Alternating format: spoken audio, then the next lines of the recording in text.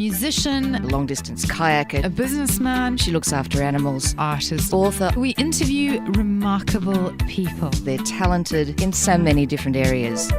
You're listening to The Dialogue. 89.7 FM Eastside Radio. You're listening to 89.7 FM Eastside Radio. This is Natasha and The Dialogue Show, where I interview remarkable people. On the show today, I have Robert Ian Bonnick, who is an entertainer, author, and has written a book called Soul Survivor.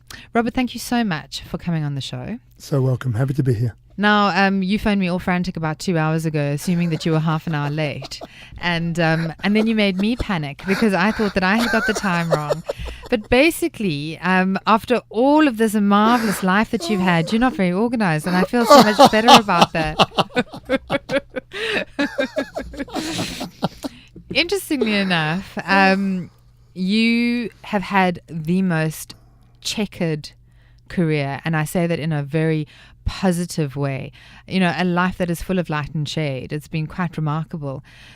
You started your life in Hackney, which was obviously in the UK, and basically at 6 months old on the doorstep of a children's home with your 2-year-old sister. What was that like? Do you even, I mean, you obviously wouldn't remember at 6 months old, but obviously you were there for quite a few years until you were 17. Yeah, so what happened was that my parents, both Jamaican, came from Jamaica. They met in London.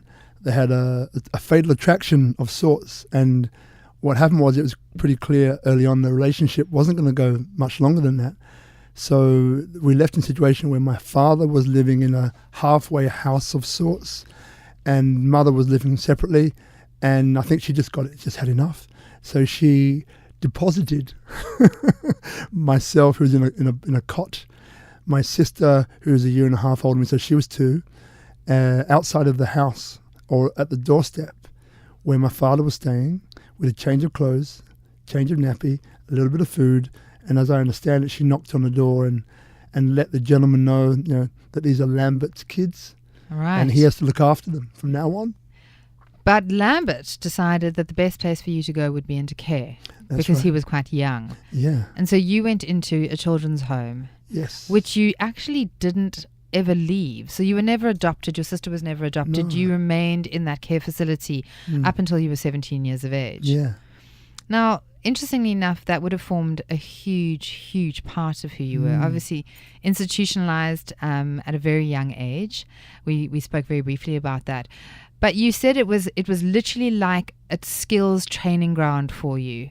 How did that become a skills training ground for you? Yeah. So I was the youngest one there. There were 18 children, and you know, no one. I guess I was 6 months old. So the usual norm was that you'd be 12, 13, 14, and then come in and leave, and that could be for adoption or anything else. And so there's constant turnover. Yet there were some who stayed there for quite a period of time. So I was an introvert at home, an extrovert at school. So what used to happen was that, you know, people in a way, I think they felt sorry for me, half of my peers. So half of them, you know, some of them bullied me, and the other half, when they weren't bullying me, they were like teaching me things, teaching me about sport, teaching me about life, teaching me about how to do things and how not to do things. And many of them, 'cause it was, in the end, it was like one big family that fought every now and again. You know, it was in the end, they saw me as I was growing up. Maybe they saw potential. And most of these guys saw the fact that, hey, don't be like me. I know you idolize me, Rob, but don't be like me. Be better than me. And then they began to pass things on to me. They began to pass tools, techniques, skills that I was really into because, you know, I had nothing better to do. I looked up to them. They said you should do this and not do what I did. So then that then became the way that I used to learn things. And then else, yep. So you said of the 18 children, like 4 of them landed up dead. Yeah. You and somebody else became very successful. Yeah. So there was a real melting pot of people within that environment. But at school, you were brilliant at sport. You excelled at sport, particularly at basketball. Yeah. Which doesn't surprise me. I mean, just so that people understand, you are a black gentleman. You are massively tall. You have the biggest hands I've ever seen in my entire life. I mean, they're like Super Bowls. You just have to put your hand in the air and the ball would get stuck on them. And you actually played basketball for England as a junior. That's right. Yeah. So you were obviously fabulously good at it. Look, I really feel extremely fortunate in my life. I feel that there's been a guiding hand somehow, which has always been manipulating behind the scenes. I'm a believer that you make your own luck. So I don't believe that luck just comes from anywhere. And I believe you need to take action, create chances, but you need to grab those opportunities by the horns and really go for it. With the basketball, so for the record, I'm 6'3", which is not that massively tall. It's not that massively tall for basketball players, but it is pretty tall generally. And I mean, you have the impression of incredible size on you're imposing. And then with the basketball, what it was, because I wasn't the best player in the team. On the inside I was, but on the outside there's a little bit of fear that held me back. And I think the reason why I got into the team was my ability to be able to relate and to talk and to make people laugh and to inspire people. And they kind of thought, well, this guy is pretty cool to have around, He's good at defense. He can shoot a little bit, but he's good for the team morale. All right. Well, I'm sure that they probably don't choose on those for those reasons. You probably were pretty good as well. But I can see that personality has been a huge binder for you. You also then went to university. Yeah. So you went to university on a grant. You were one of the first, I think, to go from the children's home. Yeah. So you didn't go into drugs and you didn't go into depression. You went forwards and you decided that you were going to do a degree in, what was it? I'm still laughing about that. I know. It was actually a leisure studies water-based, how to build and manage marinas. Yeah. I don't normally laugh at people. And had you been successful at that, I wouldn't be laughing. But you never touched it, did you? You never did that. No. I mean, it didn't even come your way. In fact, you had a girlfriend who decided that she would rather spark your universe with ideas of traveling around the world. That's right. Her name was Nikki. Thank you, Nikki. I owe you such a great deal. In life, we all have these sliding door moments where, in hindsight, you look back at the time and you kind of realize, wow, that decision there was huge. And at the time, I didn't realize that, but now I'm so glad I made that decision. So she basically told me where she was going to go and how she's going to go and how she's going to travel and all these other things. And it wasn't envious. It was pure jealousy. And, I had the good sense or luck to eat or swallow or depress the ego and ask her, could I come too? And she said yes. And she said yes, yeah. You've done some you've always been a worker. You've always applied yourself to work. Yeah. You were a courier, and that's how you made money, riding around on a bike so that you could deliver things. That was how you did that. You when you came to Australia, you basically were a hawker. For a period of time. I mean, at the train stations. And so you've never been scared to work. Yeah. And you've never had a big enough ego to think that nothing was above or below you. You were willing to just go out and do what you needed to do. Absolutely.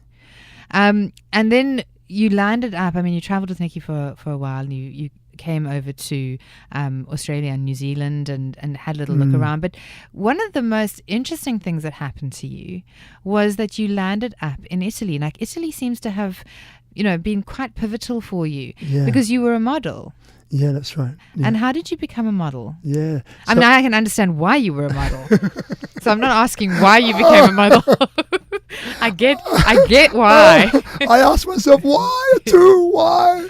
But so tell me a little bit about this experience going to Italy. And you couldn't speak the language? No. So what it was, firstly, the modelling started here in Australia, which I called a lucky country, and I understand why it's called a lucky country.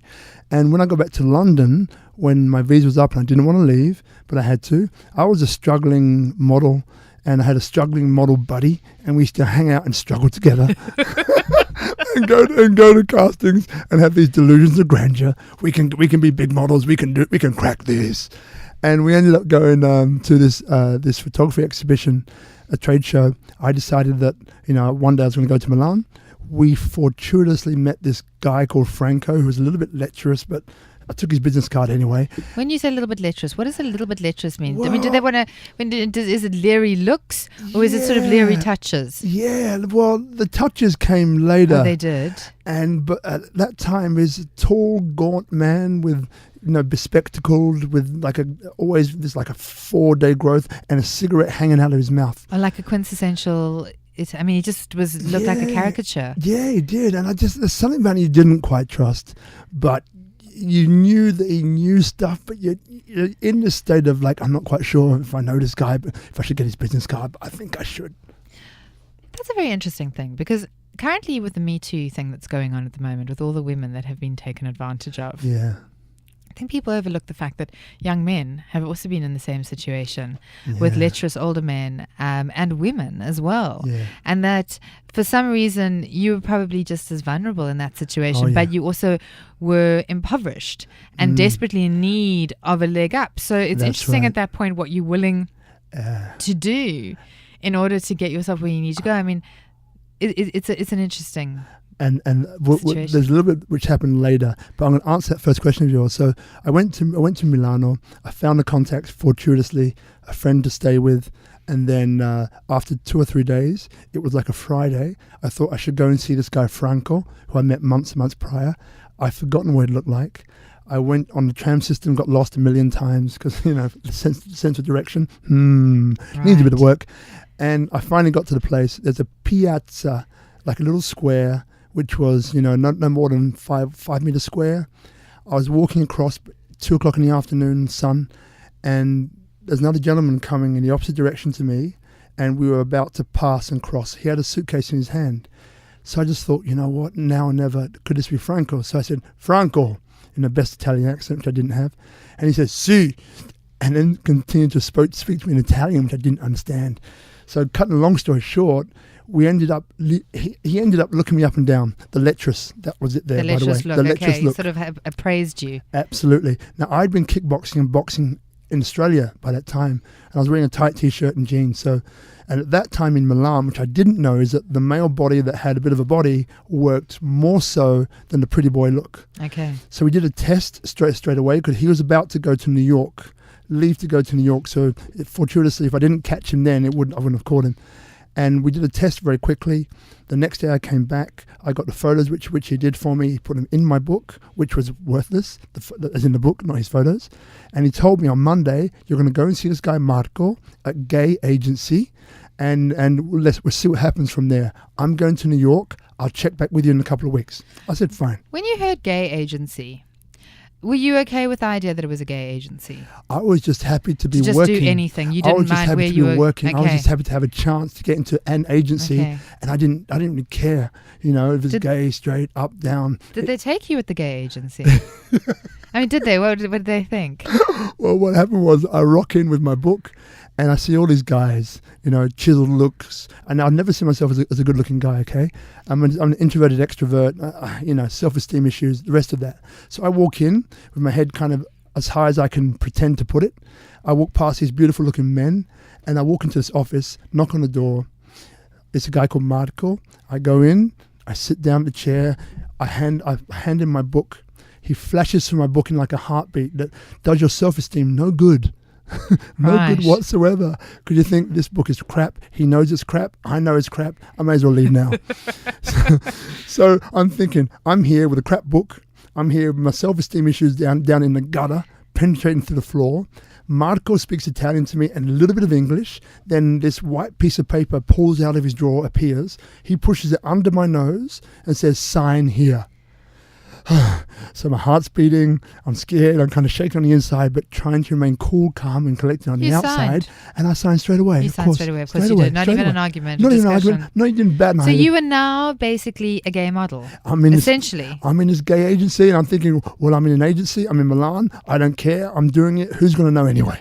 So I step up, thanks Marco, I'm going to call him back in a couple of days to get the bookings.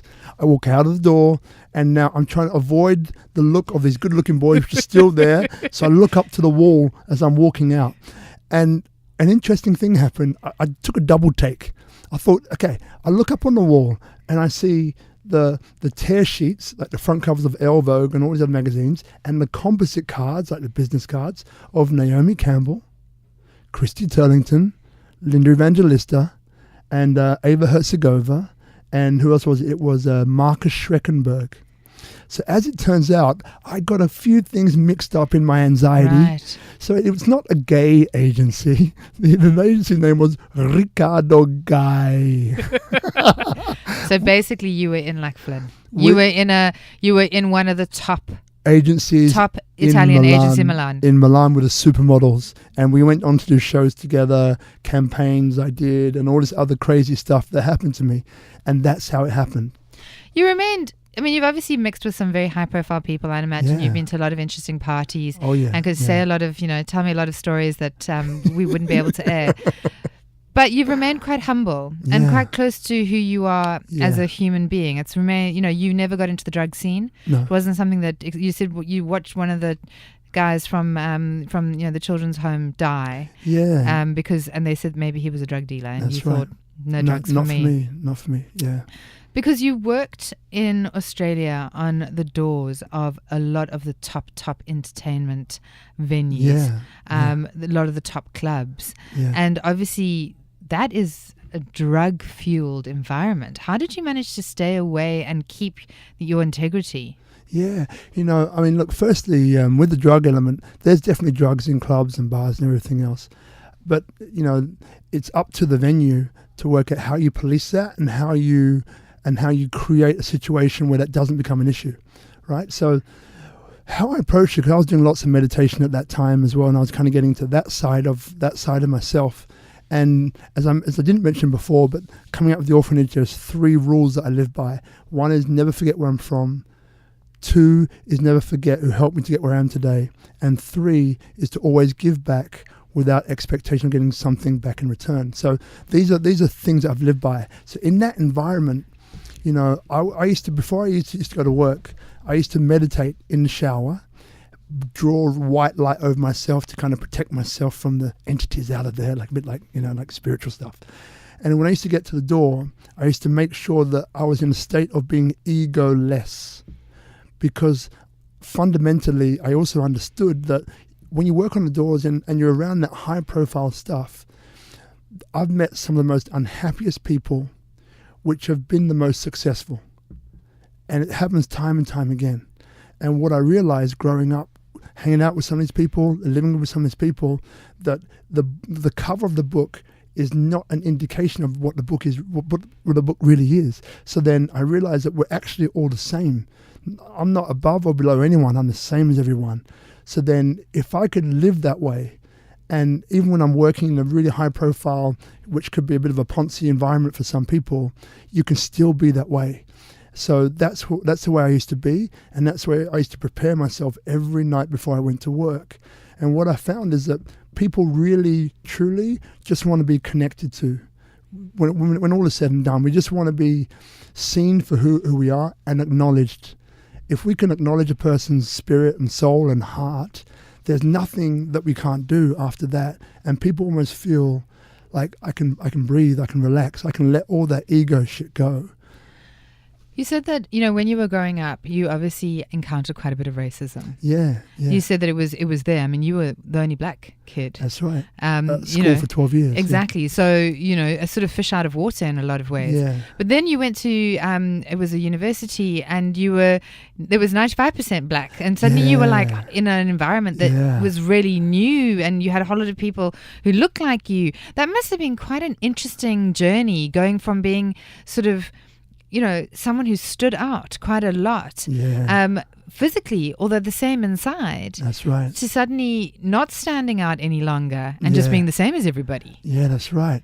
And I mean, it's in the orphanage was majoritively black, but we had all the colours of the rainbow coming on through there. But you spend more time at school than you do there. And the kids and people that you relate to or become your friends, usually are friends from school, so you spend a lot of time in that environment. So then when I went to Waltham Forest College after I failed some exams, it was a huge culture shock for me. And it was just like, oh my, I think I was scared for the first 2 or 3 weeks. You were scared of the other people who were like you? Yeah. I was like, what do I do? What do I talk about? I tried to put on an accent, or I was, as you said, completely a fish out of water, which was bizarre. But I'm so happy for that experience, because that helped me to unite the 2 parts of me, the white part and the black part. So, and then after that came more acceptance and understanding of my background, of my culture, which is also white and black. And that helped me to be able to relate to people in a far stronger way as well.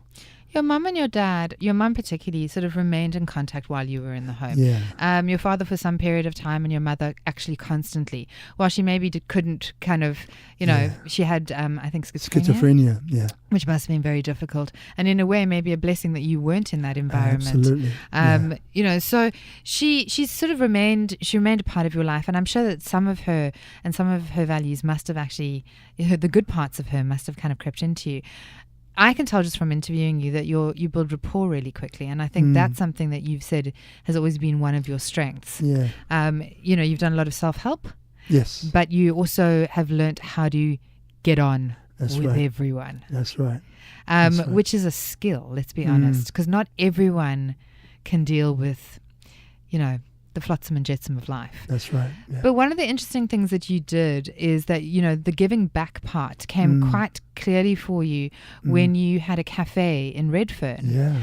Talk to me a little bit about what happened in that cafe and how that giving back program sort of worked for you. Yeah. So in Redfern, it's called Social Laneway Espresso. Still there now, but we don't own it anymore. And it's quite interesting because Redfern is the black heart of Australia. It has a massive, huge importance in the Aboriginal communities here in Australia and Torres Strait Islander too. So there's a great program called Clean Slate Without Prejudice that was started by Shane Phillips, a former Australian of the Year, and Luke Freudenstein, who's a local area commander, two incredibly talented, generous, beautiful men, and along with lots of other elders and business people, which also helped to kind of set it all up.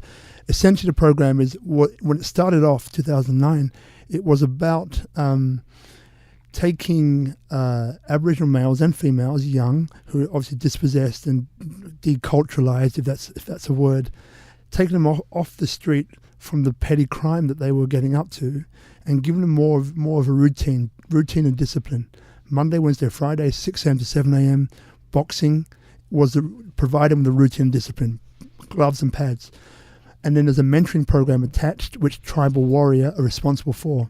But magic happened because what you have is you have the police training as well with the kids that they're locking up.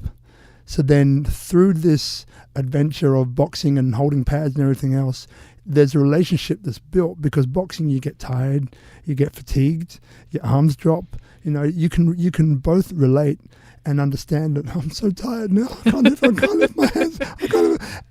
So then the facade drops away, and then you actually begin to see each other as human beings.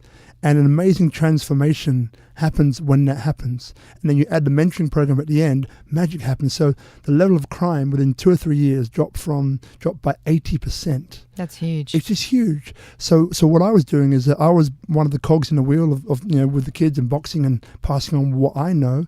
But also, I did a lot of coaching with the mentors, and the mentors are the people responsible for moving that program into the community, picking up the kids every single, all those 3 mornings a week, big bus, driving them in, driving them home, helping them with their homework, helping them get into school, into college, or into work. They're massively important guys. So I taught them about public speaking, but more importantly, how to bring your heart and your purpose behind the words you say. So when you speak, you have a level of authenticity and congruency, because people feel you because you're relating stories on how you grew up and how you overcame things, and you're giving it to the kids in such a way that you don't say, listen to me, do what I do, but as a result of them looking at you in the way that they do, and when they hear someone speak from the heart with authenticity and clarity and purpose, you can't help but be moved by it. So then that's the work I was doing with them, which had some incredible benefits for all of us. And our cafe was a meeting point, like a hub, for all of those Aboriginal kids to come. They get a free orange juice, and they kind of come. But there's a free orange juice. It was a banter. It was a community. The elders used to come there. So many different parts of that Aboriginal community and the police coming together there, having a chat, having coffee, having a laugh, and that's what we built. So you've gone on to write a book. Interestingly enough, it is. It's a hardcover, the one that you've given me over here, which is quite interesting. So Soul Survivor. And it's been produced. It's been published by New Holland. Yeah, New Holland Publishers. Okay, so it's not a self-published book, which a lot of people self-publish. Yeah. So they saw incredible value in who you are and what you've done, because they don't put money into things if they don't think that the story is really fascinating and interesting. And so you've gone from this young baby in an orphanage in the UK around the world as an entertainer and at the doors of top clubs, meeting amazing people, working with Madonna, and helping to create a cast for the MTV Awards. I think it was. Was that what it was? Yeah, that's right. You've rubbed up against some of the most famous people, and then landed in Redfern, which is fascinating because it's almost like none of that stuff, none of that glamorous, glitzy stuff really stuck to you. Not to say that you're not glamorous and glitzy, but the bullshit just didn't stick. That's right. Which is, I think, makes you quite remarkable, because those things normally do fundamentally change people. You're quite young still, youngish. Also, you've got that beautiful black skin, so you just can't see any of the damn lines on it, which I feel quite irritated about.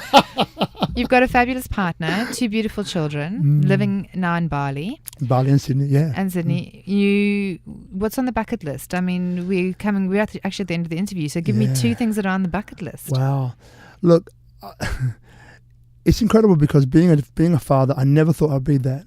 And I'm so happy and proud I found Marina, and we had 2 beautiful kids, and I've got that experience where I can really have an effect of giving back to the world through how those kids grow up and what they learn, and hopefully we can find a way that they're beautiful people, and they learn about challenge and they learn about upset, but they also learn about generosity and giving back to people. That's one. The second thing is that with the book, obviously, and then the speaking that comes on the back of that, it gives me a chance to hopefully positively infect many other people to see that, neither of us are above nor below, but we're the same as each other. And there's a whole bunch of things that we can relate around together, regardless of, but still respecting each other's views, religions, and ways of being.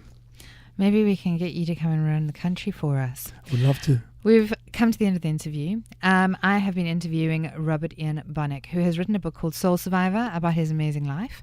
It has been such a pleasure to meet you. Thank you. I feel imbued by your fantastic personality and your energy. It's very, very contagious. And it's been such a joy to interview you. We will be back next week with another fantastic dialogue interview.